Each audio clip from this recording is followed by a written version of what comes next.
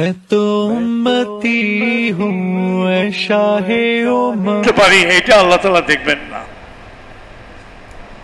আল্লাহ তাআলা দেখবেন বিচারের মহব্বত, আল্লাহর মহব্বত, দ্বীনের মহব্বত, ইসলামের মহব্বত, রাসূল পাক সাল্লাল্লাহু আলাইহি ওয়াসাল্লামের মহব্বত কি পরিমাণ আমার দিলে আছে, এটা আল্লাহ দেখবেন।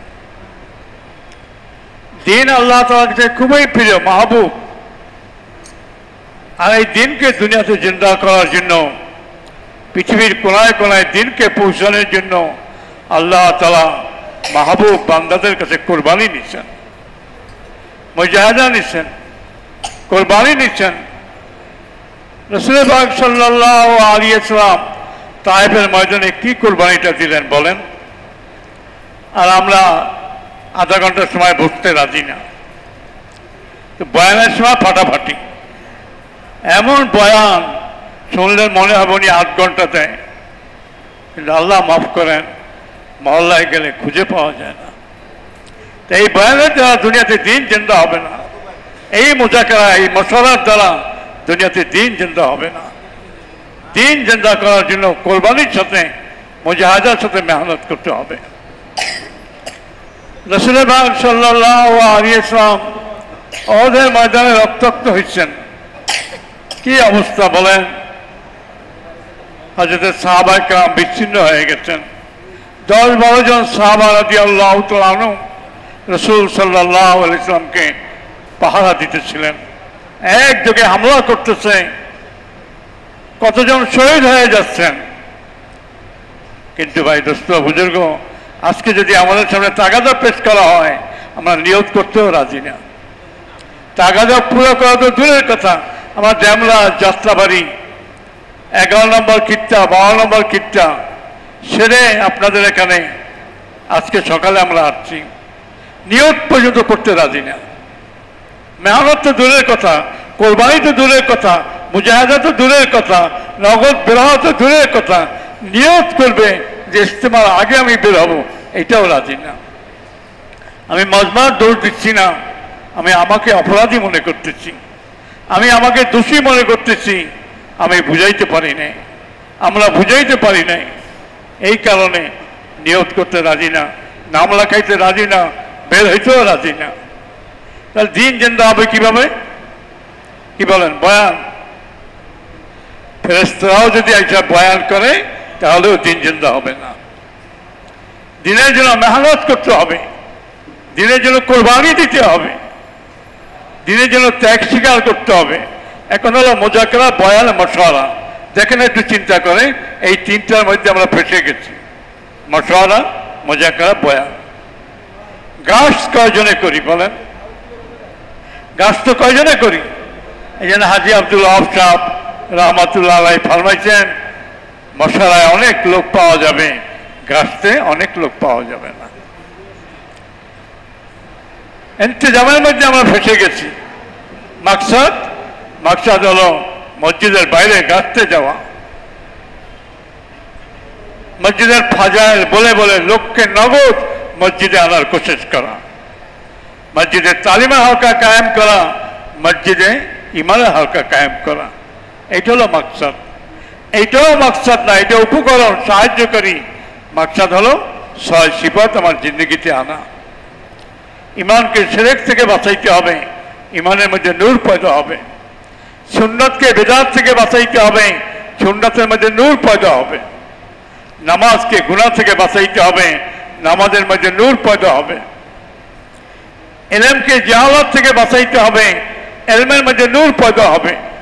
জিকিরকে গাফলত থেকে বাঁচাইতে হবে, জিকিরের মধ্যে নূর পয়দা হবে। আখলাককে তাকাব্বুর, অহংকার, হিংসা, বিদ্বেষ থেকে বাঁচাইতে হবে, তা আখলাকের মধ্যে নূর পয়দা হবে। নিয়তকে রিয়া থেকে বাঁচাইতে হবে, নিয়তের মধ্যে নূর পয়দা হবে। তাবলীগকে মাল আর মুলক, ইজ্জত, সম্মান, মিম্বারের লোভ, লালসা, ফয়সাল, আমির, শুরা হওয়ার লোভ থেকে বাঁচাইতে হবে, তাহলে তাবলীগের মধ্যে নূর পয়দা হবে। এই নূর যদি আপনি অর্জন করতে পারেন, আমরা অর্জন করতে পারি, মৃত্যুর সময় নুরানি ফেরেশতারা আমাদের কাছে আসবে, জান্নাত থেকে রায়হান ফুল নিয়ে আসবে, মেশমাখা রুমাল নিয়ে আসবে। কবরে যাবেন তো কবর নূরেরই হবে, কেন পৃথিবীতে মেহনত করে নূর নিয়ে আপনি কবরে গেছেন। ময়দানে হাসরে উঠবেন, মসজিদ মিম্বারে জায়গা হবে, আশ্রয়ের নিচে ছায়া হবে, ডান হাতে আমলনামা, বিনা হিসেবে জান্নাতে চলে যাবেন। এই নূর হাসিল করা হলো মাকসদ। নূর হাসিল হবে না কোরবানি আর মুজাহাদা ছাড়া। নিজের কানে শোনা 10 দিনের জোরে। নিজামুদ্দিনের বড়রা বলছেন, সুবিধার সময় একটা লোক তবলিগ করে, অসুবিধার সময় করে না, এই লোকটা গুমরাহির মধ্যে আছে। আর এই তবলিগের দ্বারা তার মধ্যে গুরুর পয়দা হবে, তাকাব্বুর পয়দা হবে, অহংকার পয়দা হবে, হিংসা বিদ্বেষ পয়দা হবে, দুনিয়ার মহব্বত বাড়তেই থাকবে, বাড়তেই থাকবে। কেন? হেদায়েত মুজাহাদার মধ্যে, হেদায়েত সৌলতের মধ্যে না, হেদায়েত আরাম আয়েশের মধ্যে না। আরাম আয়েশের মধ্যে যদি হেদায়েত থাকতো, নবী ও রাসূল হযরত আম্বিয়া ইকরাম সাল্লাল্লাহু আলাইহি ওয়াসাল্লাম কে আরাম আয়েশের মধ্যে মেহনত করার সুযোগ আল্লাহ তাআলা তৈরি করে দিতেন। রাসূল সাল্লাল্লাহু আলাইহি ওয়াসাল্লামকে এত কোরবানি দিতে হইতো না, এত মুজাহাদা করতে হইতো না, এত পাথরের আঘাত আর তরবারির আঘাত, লেজার আঘাত, বর্ষার আঘাত খাওয়ার প্রয়োজন হইতো না। ভাই দোস্ত বুজুর্গ, আমরা কি বুঝছি তবলিগকে? আর আমার আয়েশ সৌলাত, এর মধ্যে হেদায়েত নাই, এর মধ্যে গোমরাহি। সব হবে, নেকি হবে, আল্লাহ চাইলে জান্নাতে চলে যাবেন, কিন্তু দিন দুনিয়াতে জিন্দা হবে না। আল্লাহর বান্দা হেদায়েত পেয়ে জান্নাতে যেতে পারবে না। এই জন্য কোরবানি আর মুজাহাদার সাথে মেহনত করতে হবে। ইস্তেমা সবাই জানে, বিশেষ করে পুরনো সাথীরা, নভেম্বরের 4, 5, 6 ইস্তেমার এত আওয়াজ দিতে হবে। বাচ্চারাও ইস্তেমার তারিখ জানে, বাচ্চারাও ইস্তেমার তারিখ জানে, মা বোনের ইস্তেমার তারিখ জানে, পুরা বাংলাদেশ বলকে সারা দুনিয়া ঢাকা জেলার ইস্তেমার তারিখ জানে। এরকম আওয়াজ দিতে হবে। ওই গাছতে গিয়ে আওয়াজ দেন, দ্বিতীয় গাছতে গিয়ে আওয়াজ দেন, তালিমের পরে আওয়াজ লাগাইতে হবে, মশলার পরে আওয়াজ লাগাইতে হবে, মসজিদ আবাদির মেহনতে তালিমে হালকার পরে, ইমানি হালকার পরে ইস্তেমার আওয়াজ লাগাইতে হবে। আমরা কি আওয়াজ দিতেছি? বলেন, আপনারা কি বলেন? আওয়াজ চলতেছে? চলতেছেন না। বললে তো বলবেন শিকায়ত করতেছেন। এখানে আওয়াজ হয়েছে, ঢাকা জেলা ইস্তেমার আওয়াজ হয়েছে এখানে। এই জন্য বায়ুদস্ত বুজুর্গ, এই আওয়াজটা কোরবানির সাথে দিতে হবে, মুজাহাদার সাথে দিতে হবে। আওয়াজটা দিলে কি হবে? ফিকির আসবে আমাদের ভিতরে। ফিকির আসলে মেহনত করা আল্লাহ সহজ করে দিবেন। এই জন্য মসজিদ আমাদের মেহনতের জরিয়াতে ইস্তেমার টাকা যায়। হার গাছটা থেকে নগদ জামাত বের করার টাকা যায়। হার সব বিজয়ীতে মসজিদ ওয়ার বিদেশে জামাত নিয়ে আসা, মসজিদ ওয়ার 3 চিলা জামাত নিয়ে আসা, রাজনীতি দামাত বাহাক্রমের টাকা যায়। আমরা বয়ান শুনতে আসি, ওয়াজ শুনতে আসি, সব গুজারিতে আসি না। সব গুজারিতে আসলে বেডিং নিয়ে আসতাম। কি বলেন ভাই? সব গুজারিতে আসলে বেডিং নিয়ে আসতাম। আমরা বেডিং ছেড়ে আসি, অর্থাৎ ওয়াজ শুনে আমি বাসায় চলে যাব। আমি কি মেহনত করবো বলেন? আমি হালকার ফয়সাল হয়ে যাব, হালকার মশলার ফয়সাল, কিন্তু আমি সব গুজারি পাবন্দি করি নাই। তো এই ফয়সাল হওয়ার দ্বারা কি ফায়দা হবে? কোনো লাভ হবে? কোনো লাভ হবে না। সব নাম তবলিগ না, তবলিগ হলো মেহনতের নাম, যাতে কিয়ামত পর্যন্ত আনে আলা জিন আর ইনসান হেদায়েত পেয়ে জাহান্নাম থেকে বেঁচে যায়। এক জায়গায় ইমানের বিনিময়ে আল্লাহ তাআলা 10টা দুনিয়া বড় একটা জান্নাত দান করবেন। এটা কি মুখের কথা? বলেন। এই জন্য মসজিদে ইমানি হালকা কায়েম করে, তালিমা হালকা কায়েম করে ইস্তেমার মেহনত করতে হবে। কিভাবে? এই যে গাছতে গেলেন, মোলাকাতে গেলেন, নগদ আসলো, ইমানি হালকায় বসাইলেন, ইমানি হালকার পরে এখন ঢাকা জেলার ইস্তেমার তারিখ বলে জেহান বানাইয়া ওটা থেকে ইস্তেমার আগ থেকে তশকিল করা, ইস্তেমা থেকেও তশকিল করা, এবং রোজানা 8 ঘন্টা দিয়ে ইস্তেমার মেহনতে আওয়াজ চালাইতে হবে। রোজানা 8 ঘন্টা দিয়া, 8 ঘন্টা আল্লাহর ঘর মসজিদে, 8 ঘন্টা হালাল কামাইয়ের ঘরে, 8 ঘন্টা থাকার ঘরে। আজকে যদি আমরা 8 ঘন্টা দিতে না পারি, তাহলে দুনিয়া এবং দুনিয়ার মধ্যে যা কিছু আছে এই দাম যদি আল্লাহ তাআলার কাছে এক মশার এক টানার বড় বড় হইতো, তা আল্লাহ তাআলা কোনো কাফের আর মুশরিককে এক চুমুক পানি পান করার সুযোগ দিতেন না। এই দুনিয়ার জন্য কয় ঘন্টা দিই? 12 ঘন্টা 16 ঘন্টা দিই, 12 ঘন্টা 16 ঘন্টা দিই। আর এক জায়গায় ইমানের দাম 10টা দুনিয়া বড় বড় একটা জান্নাত। এই ইমানের জন্য কত ঘন্টা দিই বলেন? এই ইমানের মেহনতের জন্য, দাওয়াতের মেহনতের জন্য এক সকাল অথবা এক বিকাল আল্লাহ পাকের রাস্তায় লাগানো দুনিয়া এবং দুনিয়ার মধ্যে যা আছে তার চেয়ে উত্তম। হাজী আব্দুল মকির সাহেব রহমতুল্লাহ আলাই এই কথা বলতে বলতে চলে গেছেন যে দুনিয়ার কামাইকে আমরা কামাই মনে করি, আখিরাতের কামাইকে কামাই মনে করি না।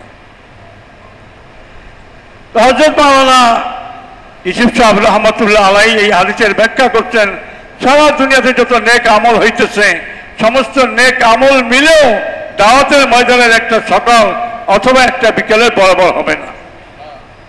হযরত মাওলানা সাইদ খান সাহেব রহমতুল্লাহ আলাই টঙ্গী ময়দানে 10 দিনের জোরে এই হাদিসের ব্যাখ্যা করছেন, একটা লোক যদি সারা দুনিয়ার মালিক হয়ে যায় আর সারা দুনিয়া আল্লাহ পাকের রাস্তায় দান করে, এই লোক কোনোদিন ওই লোকের বরাবর হতে পারবে না যে দাওয়াতের ময়দানে একটা সকাল অথবা একটা বিকেল লাগাইল। এখন বলেন, 30 বছর আগে 3 চিল্লা দিচ্ছি, কয়টা মোকামি গাছ আমার ছুটছে, কয়টা দ্বিতীয় গাছ ছুটছে, কয়টা 8 ঘন্টা ছুটছে, কয়টা তালিম ছুটছে, কয়টা মশলা ছুটছে। 30-40 জন সাথী, 3 চিল্লার সাথী, মশলায় 8-10 জন, তালিমেও 8-10 জন, বাকিরা কোথায়? এই জন্য বলে এই যে গাছতে জামাত যাবে, 2টা জামাত হলে একটা জামাত 3 চিল্লার সাথীদের গাছ করে এই সময় মসজিদে নিয়ে আসবে। কারণ 3 চিল্লার সাথী জমলে কামটা জমবে, 3 চিল্লার সাথী না জমলে কামটা জমবে না। এই জন্য কমপক্ষে একটা জামাত যাবে 3 চিল্লার সাথীদের কাছে, চিল্লার সাথীদের কাছে, আর আরেকটা জামাত যাবে এই মসজিদের আশেপাশে যারা অবসর আছেন তাদের কাছে, তাদের কাছে গাছ করে মসজিদে নিয়ে আসবে। এখন জামাত যদি 10টা বের হয়, 10টা জামাতের জন্য 30 জন সাথী দরকার সর্বোচ্চ, এক জামাতে 3 জন, 10 জামাতে 30 জন। তখন 2-3টা জামাত যাবে পুরোদের কাছে, আর 5-7টা জামাত যাবে গলি ভাগ করে মসজিদের আশেপাশে, গলি ভাগ করে সমস্ত মুসলমানকে মসজিদের আমলে জড়াইতে হবে, সমস্ত মা বোনদেরকে ইজতেমাই তালিমে জড়াইতে হবে, সমস্ত বাচ্চাদের মক্তবে জড়াইতে হবে, সমস্ত বাচ্চাদের মুনাসিব ঘরে কোরআন শেখানোর জন্য জড়াইতে হবে। কতক্ষণ হয়েছে? আধা ঘন্টা হয়েছে, 5 মিনিট। এই জন্য ভাই দোস্ত বুজুর্গ, আমরা মেহনত করতে রাজি আছি, বয়ান করে কোনো লাভ নাই। আমাদের নিয়ত করতে হবে যে ইজতেমা না, আমার আখিরাতের কামাইয়ের জন্য মওত পর্যন্ত কোরবানি আর মুজাহিদার সাথে মেহনত করতে হবে। এর মধ্যে ইজতেমা থাকবে, 5 দিনের জোট থাকবে, তারপরে হালকার মাসিক মসজিদ জামাতের জোট থাকবে, মোকামি গাছ থাকবে, দ্বিতীয় গাছ থাকবে, 8 ঘন্টা থাকবে। এই জন্য বলেন ইজতেমার আগে বের হয়ে ইজতেমার মেহনত করবেন। কার কার নিয়ত আছে? ইজতেমা একটু দাঁড়াইলে আল্লাহ খুশি হন, শয়তানের কোমর ভেঙে যায়। ইজতেমার আগে বের হবেন, ইজতেমার জন্য মেহনত করবেন। কাদের নিয়ত আছে? আরো নিয়ত করেন।